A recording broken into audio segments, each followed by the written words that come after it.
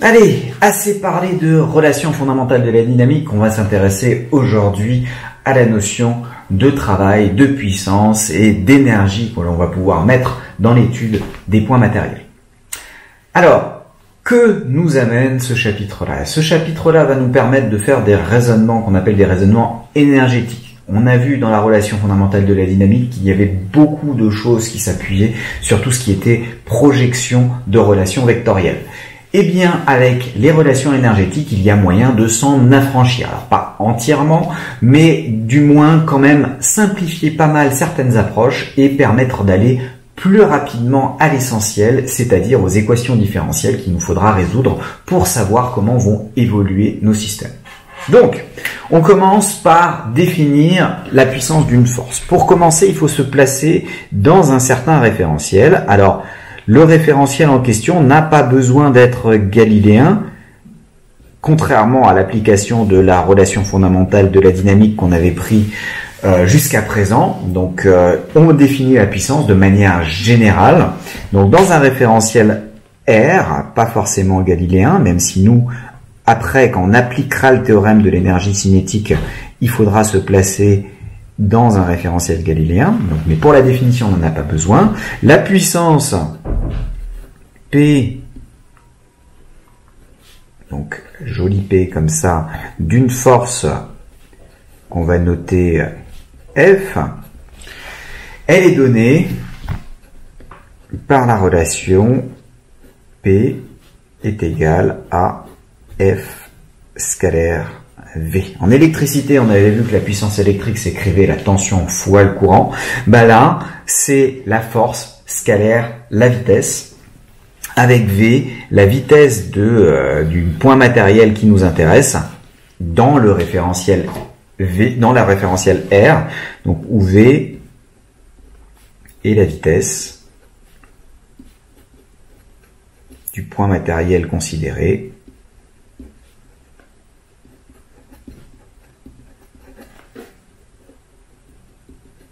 par rapport, donc la vitesse du point matériel considéré par rapport au référentiel R. Donc, c'est pour ça qu'on a besoin d'un référentiel, c'est pour savoir quelle vitesse on va prendre, et du coup, on va pas avoir la même puissance selon le référentiel qu'on choisit. Un exemple que je prendrai assez souvent, si vous tombez dans le train, la vitesse qu'il faudra prendre, c'est votre vitesse par rapport au train, puisque ce qui va vous intéresser, c'est le choc par rapport au train. Par contre, si vous tombez du train sur l'extérieur, la vitesse qui sera importante, c'est la vitesse par rapport au sol, et là, généralement, ça va faire bien plus mal parce que tout simplement, la vitesse va être plus importante. Même si dans le train, vous avez une vitesse importante par rapport au sol, dans le référentiel du train, la puissance de la force qui va devoir dissiper l'énergie lors de votre chute va être moins importante que ce qui va se passer si jamais vous tombez hors du train. Elle s'exprime, cette puissance, comme pour l'électricité, c'est bien pour ça qu'on a la même, le même nom, ça s'exprime en watts, symbole W majuscule, et elle correspond à l'énergie qui est reçue par unité de temps, donc correspond à l'énergie fournie par la force, donc fournie par F au point matériel,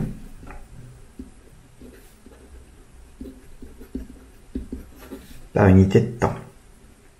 C'est une énergie par unité de temps, c'est des joules par seconde. Si on se place en unité du système international, 1 watt, c'est 1 joule reçu par seconde.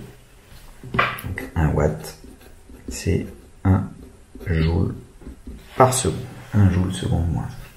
Bon, maintenant qu'on a défini la puissance d'une force, on va pouvoir s'intéresser au travail. Donc, travail d'une force entre deux instants.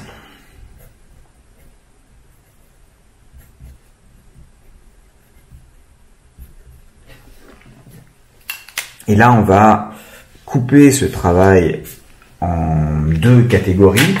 d'abord si on a un intervalle de temps élémentaire et ensuite pour un intervalle de temps non élémentaire.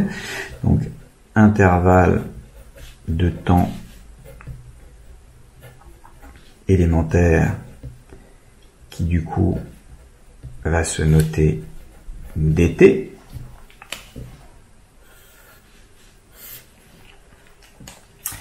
Alors ça, le travail qu'on va appeler le travail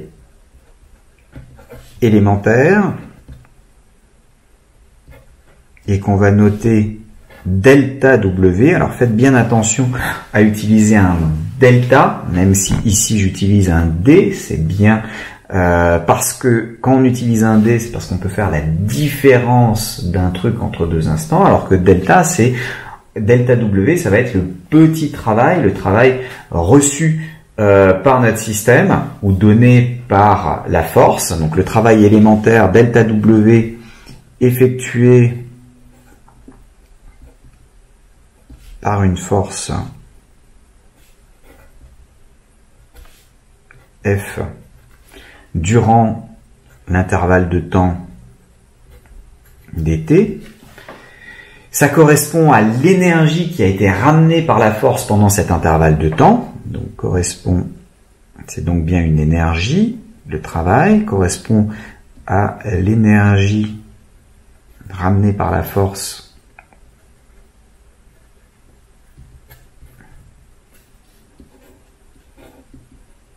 durant cet intervalle, donc durant dt.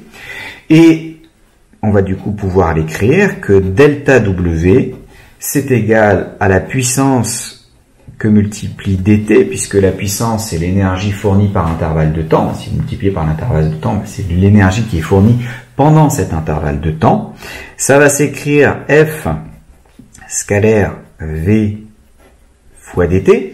Et là, vous reconnaissez que VDT, c'est en fait le déplacement élémentaire. Et donc, on va aussi pouvoir l'écrire F scalaire, le déplacement élémentaire, indépendamment du temps qu'il a fallu pour faire ce petit déplacement. On va pouvoir le calculer rien qu'en se disant, je me déplace le long d'une certaine trajectoire pour savoir qu'est-ce qui va se passer. J'ai pas besoin de connaître le temps mis pour traverser cette trajectoire parce que ce VDT fait apparaître cette histoire de déplacement. Donc si on prend justement un intervalle de temps non élémentaire,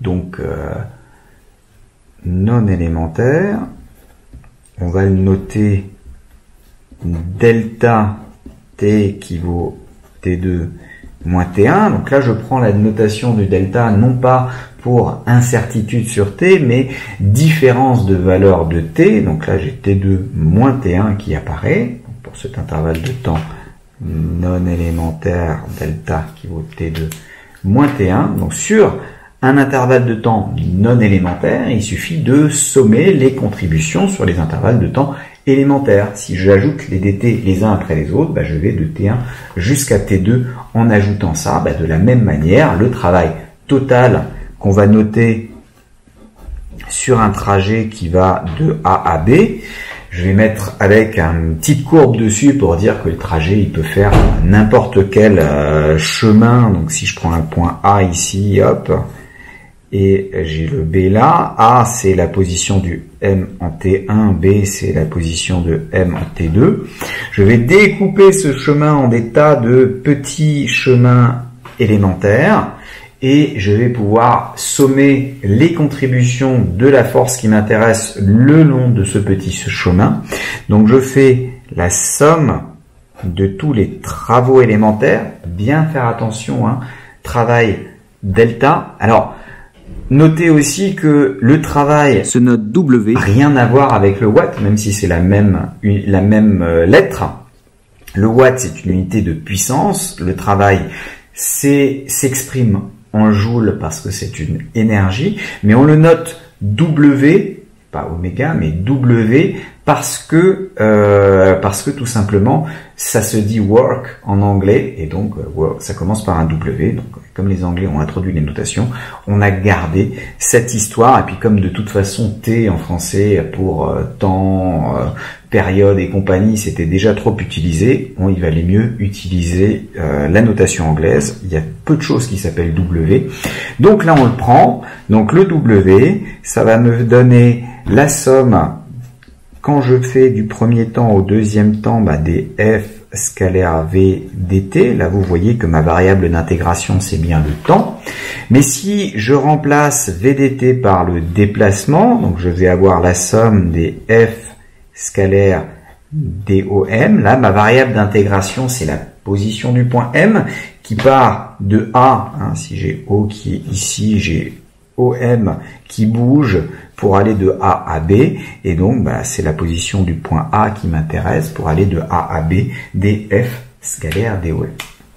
Pour le moment, c'est une définition assez théorique. On ne sait pas trop qu'est-ce qui va se passer avec ça, mais on va voir que si on connaît l'expression de f, on connaît grâce à la cinématique les expressions des petits déplacements, des déplacements élémentaires DOM, et je vais pouvoir essayer de me ramener à des intégrales sur standard, scalaire, sur des choses que je connais bien. Vous voyez que là, je fais bien un produit scalaire entre les deux, donc je me retrouve avec une valeur scalaire à la fin. Donc à retenir, le travail total, c'est la somme des travaux élémentaires, la somme des petits travaux le long de ce déplacement, et je me retrouve avec une expression globale qui va avoir cette tête-là. Alors on va tout de suite faire un exemple en regardant le travail du poids. Petit 3, travail du poids.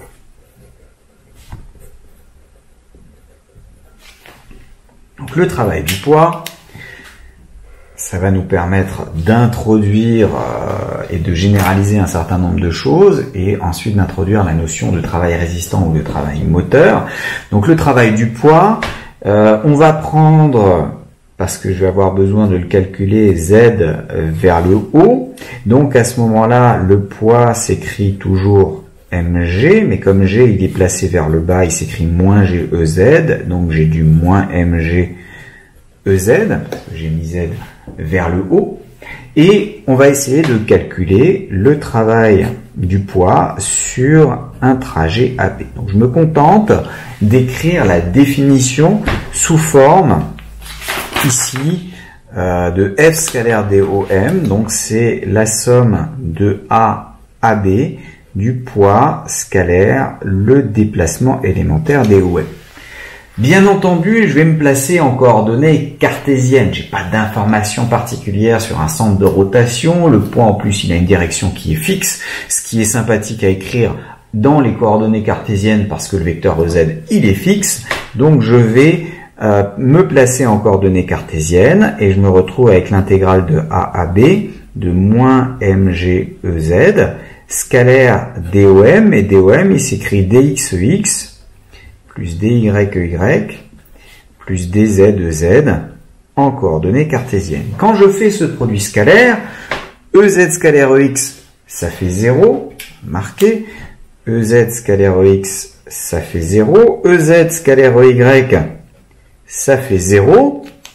En revanche, EZ scalaire EZ, ça fait 1. Il me reste donc, quand je fais ce développement-là, que l'intégrale de A à B des moins mg dz.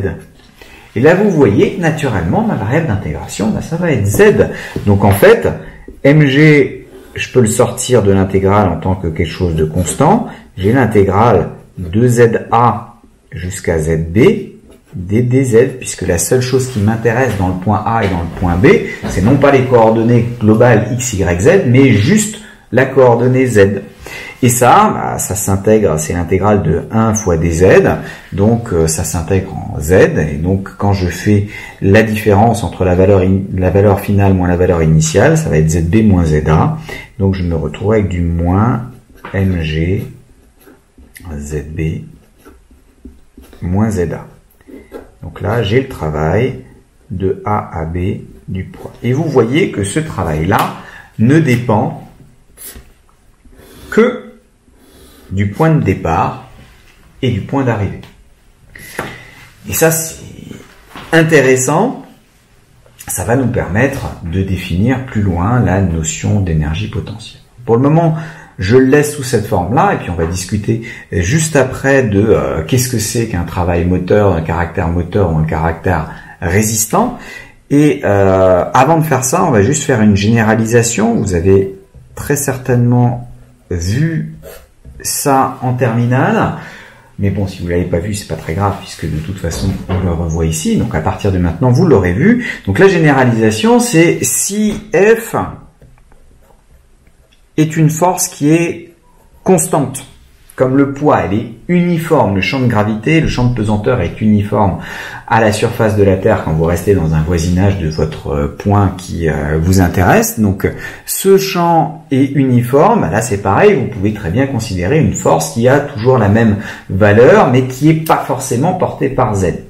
Alors, le calcul, là j'ai détaillé pour voir qu'est-ce qui se passe quand je détaille le DOM, mais en fait, j'aurais pas eu besoin de le faire, puisque quand je prends mon calcul sur AB du travail de la force F, ça s'écrit par définition la somme en allant de A à B des F scalaires DOM. Si F est constant, c'est finalement une somme de produits, donc je peux mettre en facteur de cette somme. Donc je me retrouve avec F scalaire, la somme de A à B des DOM. Vous voyez comment systématiquement mes intégrales, j'appelle pas ça l'intégrale de A à B de DOM, j'appelle ça la somme des DOM, la somme des petits déplacements. Parce qu'une intégrale, c'est une somme. Vous l'avez vu en mathématiques, on va le revoir en informatique quand il s'agira de faire des calculs, ce sera un calcul de somme. Et ben là, c'est pareil, en physique, on interprète les intégrales comme des sommes, et d'ailleurs le signe intégral, c'est le S pour la somme d'éléments infinitésimaux DOM. Et si je somme tous ces DOM en partant d'un point A, en arrivant jusqu'à un point B, et je somme les petits déplacements, donc des tas de petites flèches qui me permettent d'aller de A à B, bah à la fin, je me retrouve avec la flèche globale qui me mène directement de A à B, c'est-à-dire le vecteur AB. La somme des DOM de A à B, ça me fait F scalaire AB. Vous pouvez aussi l'interpréter en disant bah, c'est 1 fois la variable DOM. Donc quand j'intègre 1 entre crochets, je vais avoir du OM entre A et B. Donc ça me fait OB moins OA. Et OB moins OA, c'est le vecteur AB par relation de Chasles. Et en travaillant juste là-dessus, vous voyez que le travail pour une force constante va s'exprimer simplement par le produit scalaire de F par AB. Vous avez certainement vu ça dans le cas simple où vous aviez une force le long d'un axe que vous déplaciez le long de cet axe, cette force était constante, le travail bah, c'était la force que multiplie la distance parcourue et si elle était à l'opposé de la distance parcourue, vous aviez une force qui était résistance avec un travail négatif. Si elle était dans le même sens, vous aviez une force qui vous poussait et qui vous permettait d'avoir un travail positif, ce qu'on appelait une force motrice. Donc ça... Alors, il sera très rare que vous ayez des forces qui soient constantes, parce que maintenant vous avez grandi, et donc on commence à faire des choses un petit peu plus intéressantes. Mais si jamais vous avez un truc qui est constant, par exemple une force de frottement qui est toujours constante dans le cas statique et orientée dans le même sens, c'est une manière simple de calculer son travail. Le mieux étant toujours de revenir à la définition et de voir ce que la définition peut vous apporter et de refaire ce petit calcul. C'est toujours plus sûr que de s'appuyer sur des formules dont on ne sait plus forcément d'où elles viennent. Donc, caractère moteur ou résistant d'une force. Moteur ou résistant d'une force. Alors, on va dire qu'une force est motrice si elle apporte de l'énergie au système, donc si elle fournit de l'énergie, c'est-à-dire si son travail est positif. Donc on dit qu'une force est motrice si et seulement si le travail, alors motrice sur un trajet AB, si le travail sur AB de cette force est positif. Si on prend l'exemple du poids, on va d'abord encadrer cette belle définition. Si on prend l'exemple du poids, Donc pour le poids, vous avez que le travail de A à B du poids va être positif. Ça va être équivalent à dire que ZB moins ZA, il doit être négatif, étant donné que là j'ai un moins négatif, ça fera un positif. Donc ça voudra dire que ZB doit être plus petit, plus bas, enfin plus petit que ZA, et donc le point B doit être en dessous du point A, puisque j'ai mis les Z vers le haut. Notez que le choix du EZ là n'est pas du tout anodin, puisque va déterminer le signe qui est là, c'est le même qui se retrouve ici. Si vous aviez mis un Z vers le bas, on aurait eu un plus ici, on aurait inversé cette condition là. Donc ça veut dire que B est plus bas que A. Donc vous avez descendu, si vous avez A en haut d'une colline, B en bas de la colline, vous laissez rouler une bille ou un ballon vers le bas de la colline, le travail du poids est moteur, c'est lui qui accélère, c'est lui qui est la cause du mouvement et qui va accélérer ce mouvement pour avoir une vitesse plus importante quand vous êtes en bas plutôt que quand vous étiez en haut. Une force va être dite résistante.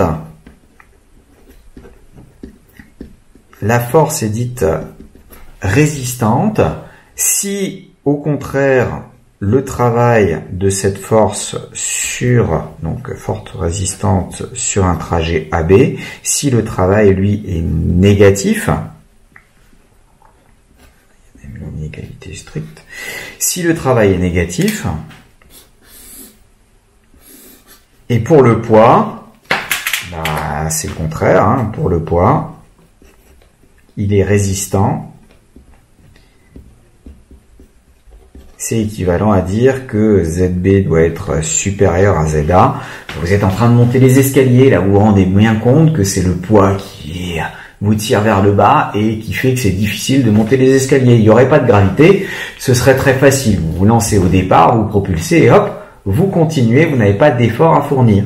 Là, vous en avez, donc c'est que votre travail doit être résistant, votre force est résistante et donc le travail va être négatif. Vous devez donner de l'énergie, ou plutôt le poids vous prendre l'énergie pour vous autoriser à monter un petit peu en altitude.